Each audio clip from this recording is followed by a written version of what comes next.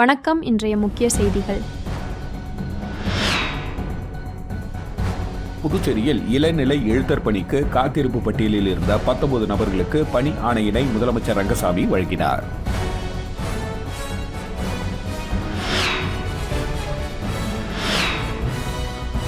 புதுச்சேரியில் அரசு துறைகளில் 29 கோடி ரூபாய் முறைகேடு நடந்துள்ளதாகவும், மின்துறையில் மட்டும் 27 கோடி ரூபாய் கையாடல் நடந்துள்ளதாகவும் மத்திய தணிக்கை அறிக்கை தெரிவித்துள்ளது.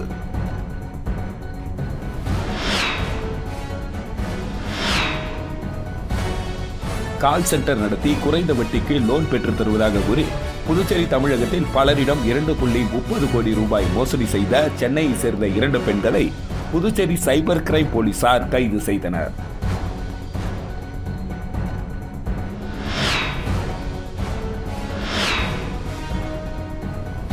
போலி ஷேர் மார்க்கெட் மூலம் 62 லட்சம் மோசடியில் ஈடுபட்ட கொல்கத்தாவை சேர்ந்த நபரை புதுச்சேரி சைபர் கிரைம் போலீசார் கைது செய்தனர்.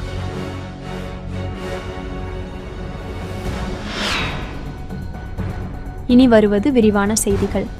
புதுச்சேரி மாநிலத்தில் 1000 அரசு பணியிடங்கள் 3 மாதத்தில் நிரப்பப்படும் என முதல்வர் ரங்கசாமி அறிவித்துள்ளார். மகளிர் மற்றும் குழந்தைகள் மேம்பாட்டுத்துறை சார்பில் புதியதாக 10,000 பேருக்கு முதியோர் மற்றும் ஆதரவற்றோர் உதவித்தொகை வழங்கும் துவக்க விழா நடைபெற்றது. தட்டாஞ்சாவடி மார்க்கெட் கமிட்டி மைதானத்தில் நடைபெற்ற இந்த விழாவில் கவர்னர் கைலாஷ்நாதன், முதல்வர் ரங்கசாமி ஆகியோர் பயனாளிகளுக்கு மாதாந்திர உதவித்தொகை பெறுவதற்கான ஆணையினை வழங்கி துவக்கி வைத்தனர். சபாநாயகர் செல்வம், அமைச்சர்கள் நமச்சிவாயம், லட்சுமி நாராயணன், தேனி ஜெயக்குமார், துணை சபாநாயகர் ராஜவேலு, அரசு கொறடா ஆறுமுகம், எம்எல்ஏக்கள் கல்யாணசுந்தரம், சாய் சரவணகுமார், ரமேஷ், லட்சுமிகாந்தன், தலைமை செயலர் சரத் சௌகான் உள்ளிட்டோர் பங்கேற்றனர். தொடர்ந்து விழாவில் பேசிய முதலமைச்சர் ரங்கசாமி, அரசு துறைகளில் காலி பணியிடங்கள் தகுதி அடிப்படையில் 4500 பணியிடங்கள் நிரப்பப்பட்டுள்ளது. இன்னும் 3 மாதத்தில் புதியதாக 1000 பணியிடங்கள் நிரப்பப்படும். அரசு மருத்துவக் கல்லூரி மற்றும் மருத்துவமனையில் புதியதாக 256 செவிலியர் பணியிடங்கள் விரைவில் நிரப்பப்படும். விரைவில் விடுபட்ட 3 மாதங்களுக்கு சேர்த்து அரிசி வழங்கப்பட உள்ளது. கோதுமை வழங்குவோம் என்று சொன்னோம், ஆனால் மத்திய அரசு இல்லை என கூறியுள்ளது. மீண்டும் கேட்டுள்ளோம். டெண்டர் விடப்பட்டு அரிசியுடன் கோதுமையும் சேர்த்து விரைவில் வழங்கப்படும் என்றார். புதுச்சேரியில் இளநிலை எழுத்தர் பணிக்கு காத்திருப்பு பட்டியலில் இருந்த 19 நபர்களுக்கு பணி ஆணையினை முதலமைச்சர் ரங்கசாமி வழங்கினார். புதுச்சேரி பணியாளர் மற்றும் நிர்வாக சீர்திருத்தத் துறையின் கீழ் இளநிலை எழுத்தர் பதவிக்கான நேரடி நியமனத்திற்காக போட்டித் தேர்வு கடந்த மாதம் நடத்தப்பட்டு அதில் தேர்வான 165 நபர்களுக்கு பணி ஆணை வழங்கப்பட்டது. அதன் தொடர்ச்சியாக அதில் ஏற்பட்ட 19 காலி பணியிடங்களை தற்பொழுது காத்திருப்பு பட்டியலில் இருந்த 19 நபர்களுக்கு முதலமைச்சர் ரங்கசாமி சட்டப்பேரவையில் முதலமைச்சர் அலுவலகத்தில் இன்று பணி ஆணைகளை வழங்கினார். அதேபோல் புதுச்சேரி பணியாளர் மற்றும் நிர்வாக சீர்திருத்தத் துறையில் கண் பார்வையற்றோர்களுக்கான பிரத்யேகமாக ஒதுக்கப்பட்ட திறன் பெற்றிராத அலுவலக ஊழியர் பதவியை நேரடி நியமனம் மூலம் நிரப்புவதற்காக 2021ஆம் ஆண்டு அறிவிப்பு வெளியானது. இதற்கு கடந்த ஜூன் மாதம் செய்முறை தேர்வு நடத்தப்பட்டு 30/6/2025 அன்று முடிவு வெளியிடப்பட்டது. அதன் தொடர்ச்சியாக 13 நபர்களுக்கு முதலமைச்சர் ரங்கசாமி சட்டப்பேரவையில் முதலமைச்சர் அலுவலகத்தில் இன்று பணி ஆணைகளை வழங்கினார். இந்த நிகழ்ச்சியின் பொழுது சட்டப்பேரவைத் தலைவர் செல்வம், வேளாண் துறை அமைச்சர் ஜெயக்குமார் மற்றும் அதிகாரிகள் உடனிருந்தனர். FRB கட்டுமர உரிமையாளர்களுக்கு அரசு அங்கீகரிக்கப்பட்ட டீசல் பங்கில் டீசல் கொள்முதல் செய்யும் உரிமையாளர்களுக்கு வாட் வரி விலக்கு அளிக்க அரசு ஆணை பிறப்பிக்கப்பட்டுள்ளது. புதுச்சேரியில் பதிவு செய்யப்பட்ட 400 விசைப்படகு உரிமையாளர்களுக்கு டீசல் மானியம் 12 ரூபாய் வழங்கப்படுகிறது. அதையடுத்து மீன்வளத்துறையில் பதிவு செய்யப்பட்ட மோட்டார் பொருத்தப்பட்ட FRB கட்டுமர உரிமையாளர்களுக்கு அரசு அங்கீகரிக்கப்பட்ட டீசல் பங்கில் டீசல் கொள்முதல் செய்யும் உரிமையாளர்களுக்கு வாட் வரி விலக்கு அளிக்க அரசு ஆணை பிறப்பிக்கப்பட்டுள்ளது. இதனால் கூடுதலாக 3208 உரிமையாளர்களுக்கு டீசல் மானியமாக லிட்டருக்கு 12 ரூபாய் வழங்கப்பட உள்ளது. இத்தகவலை முதல்வர் ரங்கசாமி சட்டசபையில் அறிவித்தார். புதுச்சேரியில் அரசு துறைகளில் 29 கோடி ரூபாய் முறைகேடு நடந்துள்ளதாகவும், மின்துறையில் மட்டும் 27 கோடி ரூபாய் கையாடல் நடந்துள்ளதாகவும் மத்திய தணிக்கை அறிக்கை தெரிவித்துள்ளது. புதுச்சேரி அரசின் 2023-24ஆம் ஆண்டு பட்ஜெட் மீதான மத்திய தணிக்கை அறிக்கை நேற்று சட்டசபையில் தாக்கல் செய்யப்பட்டது. பின் மக்களின் பார்வைக்காக கலெக்டர் அலுவலகத்தில் வெளியிடப்பட்டது. மானிய நிதி ஒதுக்கீடு இதையடுத்து தமிழ்நாடு மற்றும் புதுச்சேரிக்கான முதன்மை கணக்காய்வு தலைவர் திருப்பதி வெங்கடசாமி கூறியதாவது, கடந்த 2024 மார்ச் வரை புதுச்சேரி அரசில் முறைகேடு, பணம் இழப்பு மற்றும் பணம் கையாடல் செய்ததாக 316 சம்பவங்கள் நடந்துள்ளன. இதனால் அரசின் அனைத்து துறைகளையும் சேர்த்து மொத்தம் 28.89 கோடி ரூபாய் இழப்பு ஏற்பட்டுள்ளது. இதில் புதுச்சேரி மின் வாரியத்தில் மட்டும் 257 முறைகேடு மற்றும் கையாடல் சம்பவங்கள் நடைபெற்றுள்ளது. மின்துறையில் மட்டும் 27.14 கோடி ரூபாய் இழப்பு ஏற்பட்டுள்ளது. இந்த தணிக்கை அறிக்கை சட்டசபையில் தாக்கல் செய்யப்பட்டுள்ளது. சட்டசபை பொது கணக்கு குழு கூடி விவாதித்து நடவடிக்கை எடுக்கும் என்றார். போலி ஷேர் மார்க்கெட் மூலம் 62 லட்சம் மோசடியில் ஈடுபட்ட கொல்கத்தாவை சேர்ந்த நபரை புதுச்சேரி சைபர் கிரைம் போலீசார் கைது செய்தனர். காரைக்காலை சேர்ந்த ஒருவரை வாட்ஸ்அப்பில் தொடர்பு கொண்ட நபர் ஆன்லைன் வர்த்தகத்தில் முதலீடு செய்தால் அதிக லாபம் பெறலாம் என்றார். அதனை நம்பி அந்த நபர் 62.95 லட்சம் ரூபாய் முதலீடு செய்த நிலையில் ஏமாற்றப்பட்டார். இதுகுறித்த புகாரின் பேரில் புதுச்சேரி சைபர் கிரைம் போலீசார் வழக்கு பதிந்து விசாரித்தனர்.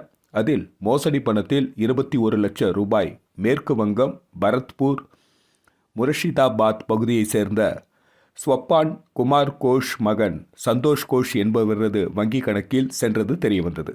அதன் பேரில் இன்ஸ்பெக்டர்கள் தியாகராஜன், கீர்த்தி தலைமையிலான தனிப்படை போலீசார் மேற்கு வங்காளம் சென்று விசாரித்தனர். அதில் சந்து கோஷின் தந்தையான ஆயுர்வேத மருத்துவர் ஸ்வப்பான் குமார் கோஷ் என்பவர் இந்த மோசடியில் தொடர்பில் இருப்பது தெரியவந்தது.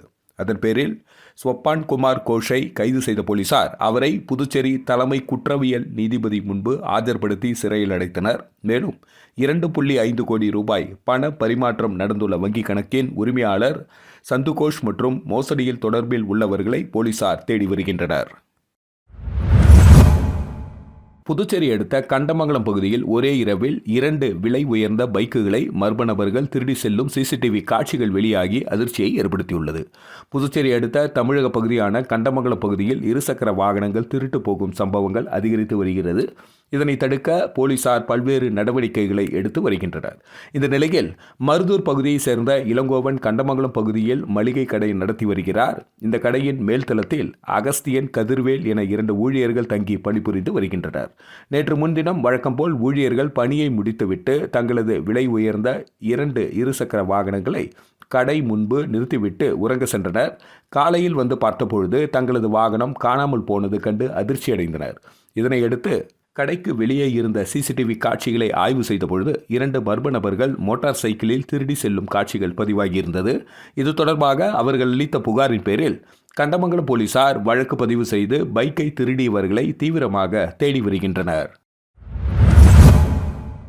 பெங்களூரிலிருந்து காரில் அரசால் தடை செய்யப்பட்ட சுமார் 2.5 லட்சம் மதிப்பிலான போதைப் பொருட்களை கடத்தி வந்த புதுச்சேரி நபரை விழுப்புரம் போலீசார் கைது செய்தனர். விழுப்புரம் மாவட்டம் உதவி காவல் கண்காணிப்பாளர் ரவீந்திரகுமார் குப்தா மேற்பார்வையில் அரங்கண்டநல்லூர் ஆய்வாளர் பிரேம் ஆனந்த், உதவி ஆய்வாளர்கள் பாலசிங்கம், சண்முகம் தலைமையிலான போலீசார் இருவேல்பட்டு பகுதியில் வாகன சோதனையில் ஈடுபட்டனர்.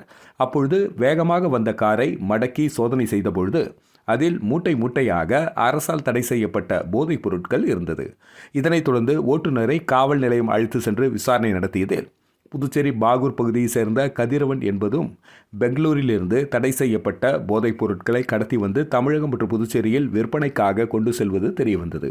இதனைத் தொடர்ந்து கதிரவன் மீது வழக்கு பதிவு செய்து அவரை கைது செய்த போலீசார் அவரிடமிருந்து சுமார் 120 கிலோ எடை கொண்ட 2.5 லட்சம் மதிப்பிலான போதைப் பொருட்கள் மற்றும் கடத்தலுக்கு பயன்படுத்திய காரை பறிமுதல் செய்தனர்.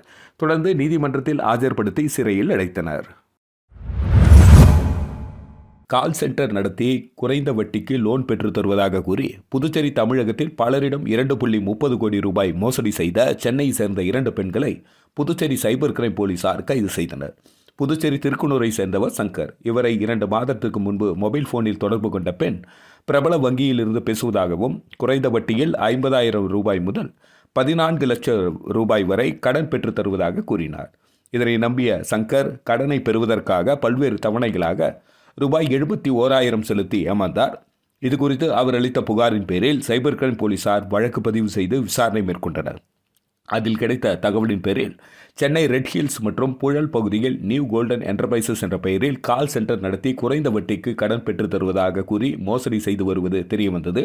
அதன் பேரில் இன்ஸ்பெக்டர் தியாகராஜன், கீர்த்தி தலைமையிலான தனிப்படை போலீசார் சென்னைக்கு சென்று போலி கால் சென்டர் நடத்தி பலரிடம் மோசடி செய்த சென்னை வடகரை SS பாபா நகர் மகேஸ்வரன் மனைவி சசிகலா பொன்செல்வி, சென்னை புழல் சக்திவேல் நகர் செல்வகுமார் மனைவி முனிராதா ஆகியோரை கைது செய்தனர். அவர்களிடமிருந்து 42 சிம் கார்டுகள், 17 மொபைல் போன்கள், 50 லட்சம் ரூபாய் பறிமுதல் செய்யப்பட்டது.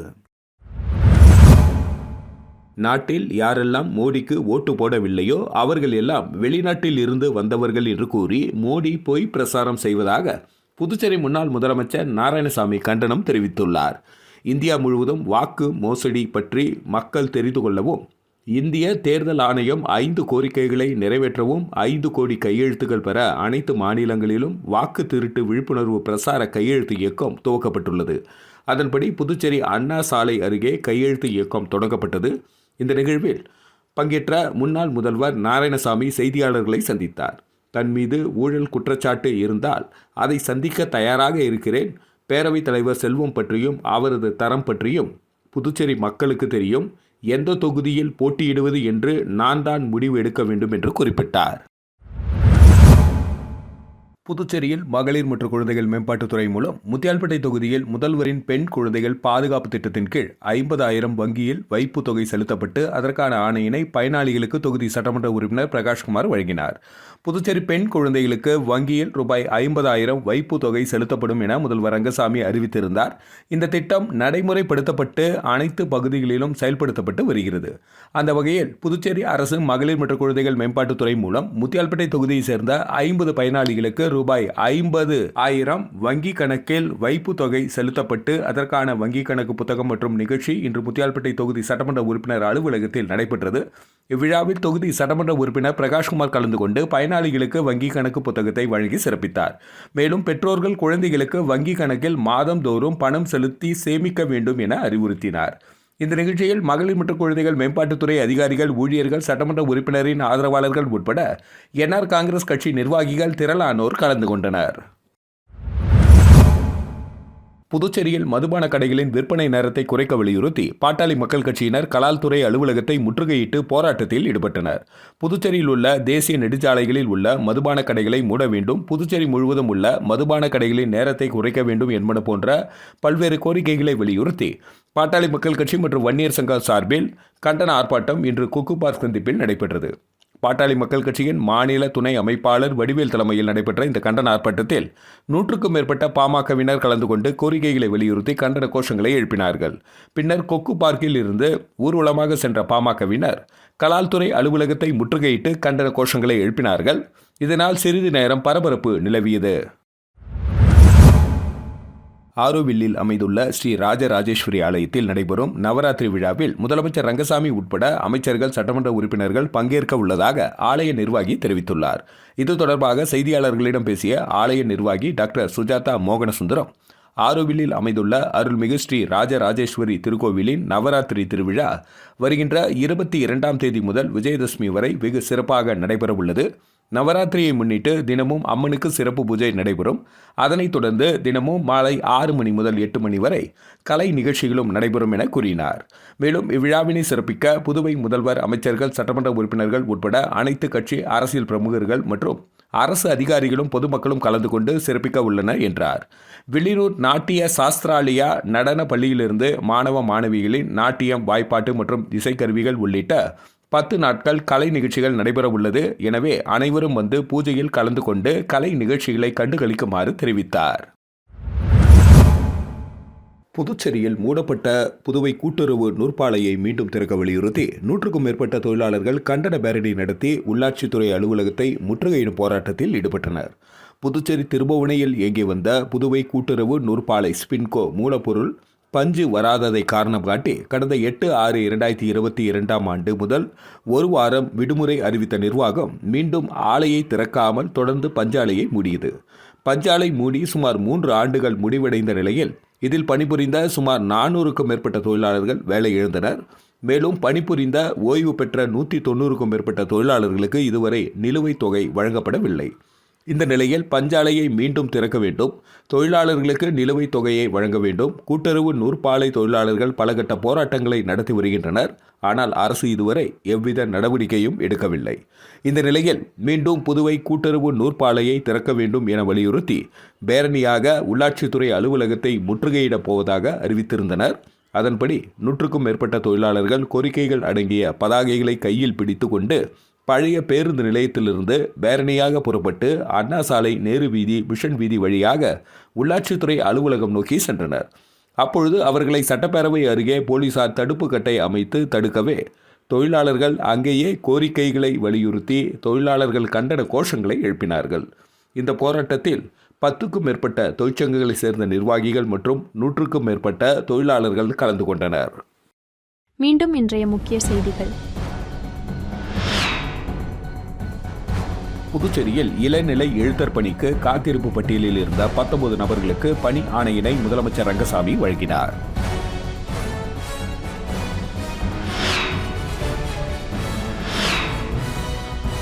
புதுச்சேரியில் அரசு துறைகளில் 29 கோடி ரூபாய் முறைகேடு நடந்துள்ளதாகவும் மின்துறையில் மட்டும் 27 கோடி ரூபாய் கையாடல் நடந்துள்ளதாகவும் மத்திய தணிக்கை அறிக்கை தெரிவித்துள்ளது.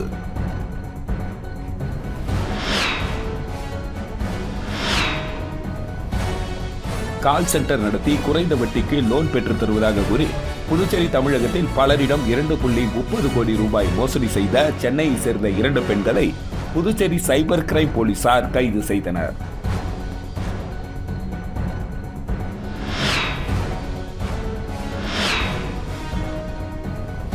போலி ஷேர் மார்க்கெட் மூலம் 62 லட்சம் மோசடியில் ஈடுபட்ட கொல்கத்தாவை சேர்ந்த நபரை புதுச்சேரி சைபர் கிரைம் போலீசார் கைது செய்தனர்.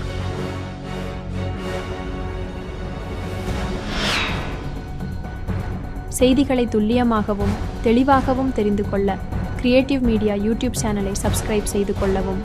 நன்றி, வணக்கம்.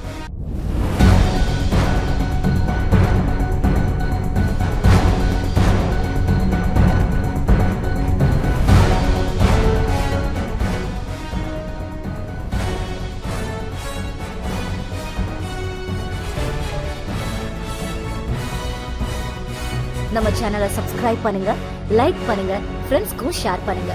தேங்க்யூ.